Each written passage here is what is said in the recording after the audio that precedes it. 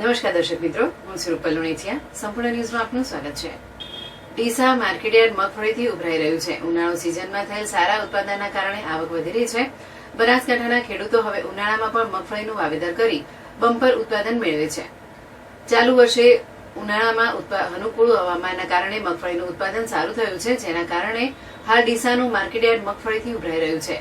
હાલ સારા ભાવના કારણે ખેડૂતો મગફળીનો સંગ્રહ કરવાની જગ્યાએ વેચવાનું વધુ પસંદ કરે છે, જેના કારણે માર્કેટમાં રોજે 40,000 બોરીથી વધુ આવક થઈ રહી છે. જેમાં સોમવારે એક જ દિવસમાં 40,596 તો મંગળવારે 44,440 બોરીની આવક નોંધાઈ હતી.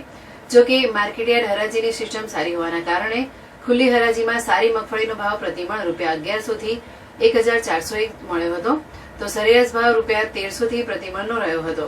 જોકે હાલનો ભાવ ખેડૂતોને પોસાય તેવો ભાવ છે, જે આખી સિઝન જળવાઈ રહે તો ખેડૂતોને ફાયદો થઈ શકે તેમ છે. બનાસકાંઠામાં ખેડૂતો ઉનાળામાં પણ મગફળીનું બમ્પર વાવેતર કરતા અને સારા હવામાનના કારણે પણ ઉત્પાદન સારું થતા માર્કેટયાર્ડ ઉભરાઈ રહ્યું છે. જોકે બનાસકાંઠાનું સૌથી મોટું માર્કેટયાર્ડ ડીસા હોવાના કારણે જિલ્લાભરના ખેડૂતો ડીસા માર્કેટયાર્ડમાં વેચાણ અર્થે આવે છે, જેના કારણે આવક બમ્પર રહે છે.